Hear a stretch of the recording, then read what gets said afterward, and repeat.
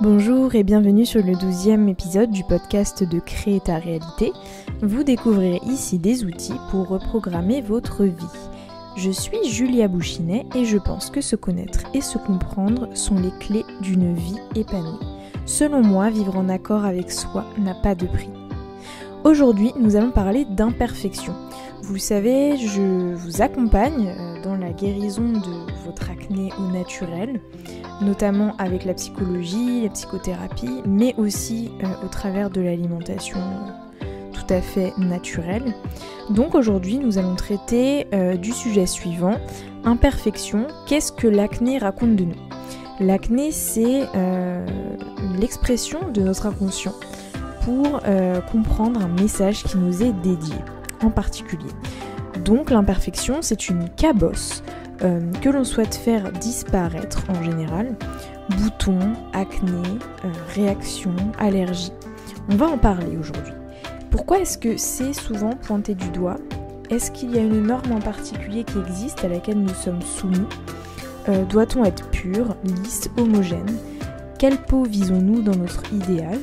Et qu'est-ce que nous reprochons à la nôtre finalement ? Si les magazines ou même les photos de mannequins que nous pouvons croiser dans la rue plusieurs fois par jour prônent une peau parfaite, la réalité en est tout autre. De nombreux mots sont posés sur ces fameuses imperfections qui peuvent devenir un réel complexe à vivre au quotidien. Dans ce podcast, on est vraiment invité à repenser la question de normes sociales pour aller vers notre idéal à nous. Je tiens à parler d'une citation qui me parle particulièrement. J'aime bien faire ça dans les podcasts, vous partager des citations intéressantes. Je tiens à mon imperfection comme à ma raison d'être. J'aime bien en fait ce côté un petit peu rebelle, ce côté un petit peu décalé, parce que finalement l'imperfection c'est ce qui fait de nous aussi des êtres singuliers. Et je trouve que c'est important que chacun puisse porter son imperfection comme un joli manteau, un joli costume, quelque chose qui termine notre personnalité. Vous retrouvez les notes de ce podcast sur le site www.créertarealité.com, tout attaché et sans accent. Apprends à décrypter les mots de ton corps pour retrouver une santé optimale. Télécharge ton guide gratuit en t'inscrivant directement à la newsletter. Eh bien, cette semaine, je souhaite remercier Emma qui m'a laissé le commentaire suivant. « Bonjour Julia, ton article est top. Cela me parle beaucoup.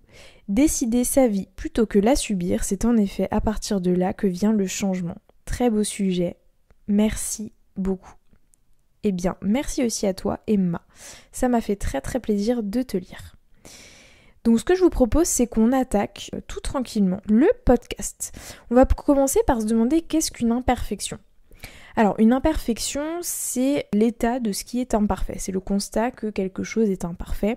Les boutons, sont notamment caractérisés comme étant des imperfections. Mais en fait, si on s'autorise à changer notre référentiel et enfin à définir ces manifestations de notre corps comme étant plutôt un cadeau, ça change beaucoup les choses. En fait, nos imperfections, elles seraient plus une faiblesse socialement exposée, honteuse, mais plutôt un message à comprendre de nous-mêmes, quelque chose que notre inconscient nous envoie pour qu'on puisse changer la donne. Les premières imperfections se présentent à nous en général en période d'adolescence. Pourquoi cette période-là ? Parce que c'est un moment de notre existence où on commence à s'affirmer, nos traits de personnalité sont de plus en plus marqués, on prend des décisions, on affine nos choix et simplement on commence à être vraiment nous-mêmes finalement, à sortir de ce qu'on a vécu, à se détacher de notre enfance pour aller vers un âge adulte. Donc une imperfection, c'est l'état de ce qui est imparfait. En ce sens, en tant qu'être humain, traversé par des émotions, des sensations, des idées, des envies, est-ce qu'on peut réellement être parfait ? Moi, personnellement, je ne crois pas. Il y a des fois, ça m'arrive de chercher la perfection, comme tout le monde, j'ai envie de dire. Mais au fin fond de moi-même, je sais que personne ne peut être parfait, parce que de toute façon, la perfection n'a pas réellement de définition, elle dépend de chacun. Est-ce qu'elle existe vraiment ? Je ne sais pas. Il semble que non, et pourtant, je remarque qu'on court beaucoup après cette perfection illusoire qui nous pousse à nous polir, nous vêtir, nous maquiller pour plaire, bien souvent, pour être parfait.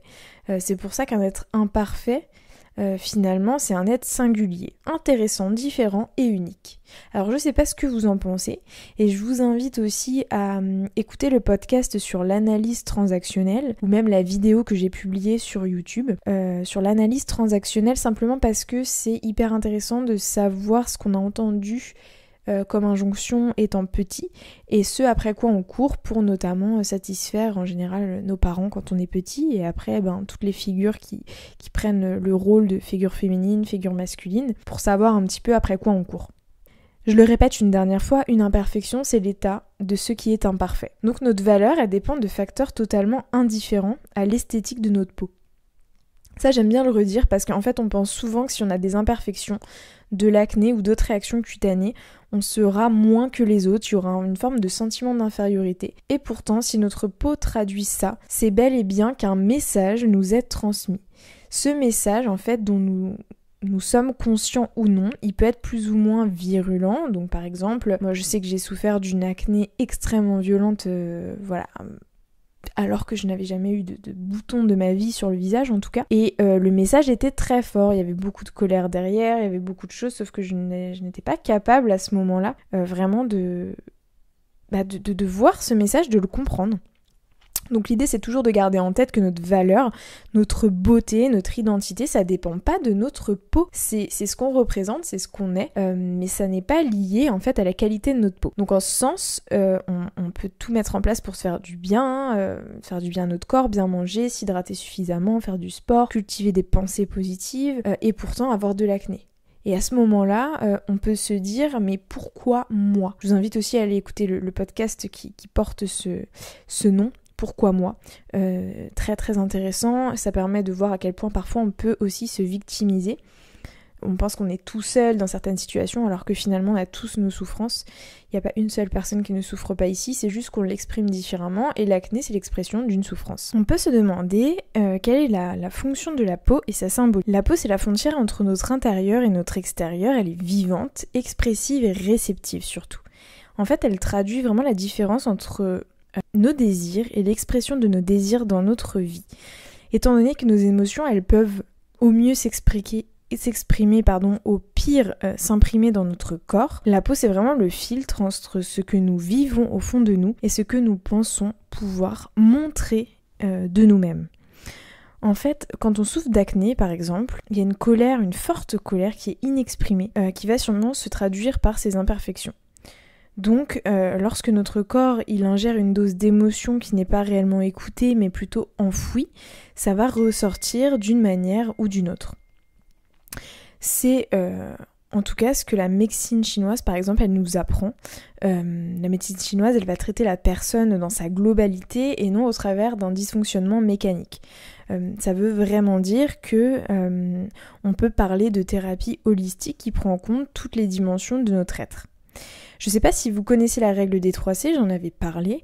Cette règle, elle est vraiment géniale parce qu'elle nous permet de nous concentrer sur notre cœur, sur notre corps, sur notre tête pour pouvoir avancer dans la vie. Si on part du postulat qu'on détient en fait toutes les informations à l'intérieur de nous, il suffit vraiment d'écouter ce qui se passe en nous pour faire les bons choix. Ceux qui sont en tout cas en accord avec nos valeurs profondes. C'est en ce sens que je dis et redis, la peau, c'est vraiment la frontière entre notre intérieur et notre extérieur. Ça révèle vraiment un état général. Alors comment faire face au regard des autres quand on a des imperfections ? Et bien quand on souffre du jugement de l'autre, de cette peur-là, on peut vraiment être paralysé. Mais le jugement des autres, ça peut nous affecter que si on pense au fond de nous-mêmes que nous pouvons être jugés. Alors si on décide vraiment de voir ces manifestations cutanées comme une opportunité de nous comprendre réellement, au travers de nos émotions, le cours de notre vie il peut vraiment radicalement changer. Parce qu'au lieu de se dire qu'on est une victime, on reprend le pouvoir et on se dit qu'au contraire, c'est une opportunité pour nous de guérir et une opportunité pour nous de se comprendre totalement. Si je me juge moi-même, les autres me jugeront. et ça m'affectera. Donc l'idée c'est vraiment de casser ce cercle-là. Si j'opte pour beaucoup de douceur envers moi-même, les autres en feront de même. Ou alors ils pourront juger, mais ça ne m'atteindra pas comme avant. C'est évident qu'on attire toujours à nous ce qu'on pense de nous-mêmes, donc c'est-à-dire que voilà, les autres vont réveiller en nous ce que nous pensons réellement à l'intérieur. On dit souvent que s'aimer soi-même c'est salvateur par le simple fait que quand on vibre le positif, on attire aussi ça naturellement à nous. Donc le regard des autres, il est vraiment secondaire parce que la première chose à mettre en place dans notre vie, c'est de regarder ce qui se passe à l'intérieur de nous. Quelles sont mes pensées ? Quelles sont mes émotions ? Qu'est-ce que je souhaite vraiment vivre ? Qu'est-ce qui est important pour moi ? Quelle frustration est-ce que je vis actuellement ? Quand est-ce que je me sens pleinement exister ? Quelles sont les étapes de vie qui ont été marquantes pour moi ? Parfois, le meilleur des exercices, c'est juste de prendre une feuille, un stylo et de noter de manière intuitive quelles sont les réponses à cette question, à ces différentes questions. On dit souvent que se connaître, c'est la clé de la guérison. La guérison, elle peut être freinée par une forme de déni. Lorsqu'on a un problème, un mal, quelque chose qui nous perturbe, quand on va chercher la cause, parfois ça aide vraiment. Par exemple, si j'ai mal à la tête, c'est peut-être parce que j'ai mal dormi. Bien évidemment, cela peut avoir un lien, mais si nous avons très fréquemment mal à la tête, là ça prend une autre tournure, ça signifie autre chose. Et notamment une forme de contrôle envers soi-même, et le fait que les situations que nous souhaitons voir se produire ainsi que nos relations aux autres. Ce que je souhaite communiquer au travers de ça, en fait, c'est que lorsque il y a des schémas qui sont répétitifs, la cause, elle peut être tout à fait ailleurs. En fait, voilà, si on prend l'exemple d'une acné adulte persistante, malgré les différents traitements que j'ai pu essayer, il y a peut-être une émotion qui est bloquée ou refoulée, qui demande seulement à être mise en lumière. C'est ce qu'on appelle la conscience. Faire remonter à la surface qui est stagnant pour enfin le faire libérer. C'est comme des choses qui remonteraient dans des toilettes quand on utilise la ventouse là, pour déboucher les toilettes. Eh ben, il y a des choses qui sont pas très très agréables qui remontent, mais ça permet de déboucher. Donc le fait de se connaître, c'est vraiment de pouvoir consciemment remettre de l'ordre dans tout ce qui vient se greffer dans nos vies au quotidien. Si on décide de vivre pleinement plutôt que de subir ce qui se passe, on a déjà une approche qui est tout à fait différente, c'est-à-dire qu'on reprend le pouvoir. C'est vraiment passionnant et on a souvent besoin de se faire accompagner pour qu'un regard extérieur analyse les propres situations. La psychanalyse par exemple va analyser les rêves, les actes manqués, les lapsus, toutes ces choses-là qui permettent de voir quels sont les messages cachés de notre inconscient. C'est une question de perception et d'ailleurs quand on est buté, on est obtus, on fait vraiment du surplace, on n'arrive pas en général à avancer. Donc pour conclure ce podcast, j'aimerais juste dire que les certitudes elles peuvent réellement nous amener à refouler ce qui doit être mis en lumière. Si on parle de notre peau, mais plus généralement de la somatisation, donc des maux divers et variés, ou même de situations douloureuses, la symbolique elle est la même en fait. Est-ce que nous sommes réellement conscients de ce qui se passe en nous, de ce que notre corps est en train de nous dire, des significations, ou bien est-ce qu'on préfère poser un diagnostic qui nous arrange pour juste ne pas avoir à aller creuser, à aller plonger dans des choses qui seraient un peu plus difficiles, notamment de notre enfance, mais ça peut être des faits marquants par la suite. En fait, il arrive souvent qu'on est bien moins libre que ce qu'on pense, dans une forme de prison mentale qui nous conforte dans nos certitudes de vie. Et c'est bien dommage parce que j'entends des phrases comme « de toute façon c'est la vie c'est comme ça, on peut pas changer les choses ». Et en fait, à trop penser se connaître, on en finit parfois par s'accoutumer à ce qui nous convient pas du tout. On se réveille des années après en disant mais pourquoi j'ai été aussi endormie quoi, qu'est-ce qui a fait qu'à un moment donné j'ai été aussi endormie. Alors moi je nous encourage à tous à ouvrir les yeux, à s'ouvrir au renouveau et à se penser comme des personnes qui se connaissent absolument pas mais qui ont besoin de réellement se découvrir dans leur globalité. Pour illustrer ce podcast, je remercie Julia de m'avoir fait découvrir la vidéo de Laurent Guérison, qui est une personne extrêmement intéressante, qui parle dans la vidéo qui est partagée par Tistria de la guérison du corps, notamment par l'intention qu'on y met et surtout par le fait de penser une guérison tout de suite. Laurent Guérison nous apprend que souvent, lui il a un espèce de don, on peut l'appeler comme ça, qu'il a découvert. Il a commencé par soigner des chevaux avec ses mains justement, avec le magnétisme, ses mains, etc. et par des prières si je ne me trompe pas. Et par la suite, il a essayé sur des humains et c'est vrai que ça a marché. Par le pouvoir de la pensée, de l'intention. Je crois même pas que c'est avec ses mains, mais vraiment le pouvoir de l'intention. Il arrivait à guérir des corps. Il s'est rendu compte que les corps étaient vraiment totalement tordus, c'est-à-dire qu'il y avait un côté plus haut que l'autre et du coup ça tord tout le squelette et que les douleurs viennent souvent de là. Donc il dit bien entendu que nos pensées, etc. affectent notre corps, c'est une évidence.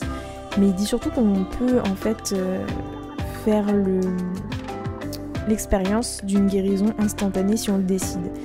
Donc c'est très intéressant, je vous invite vraiment à aller découvrir sur YouTube cette vidéo. Et je vous remercie d'avoir écouté cet épisode. Laissez-moi toujours un commentaire sur le blog, sur YouTube ou sur Instagram. Notez toujours 5 étoiles cet épisode sur Apple Podcast s'il vous a plu. Ça encourage mon travail, donc merci. Si vous souhaitez aller plus loin dans vos questionnements de vie, vous pouvez me contacter.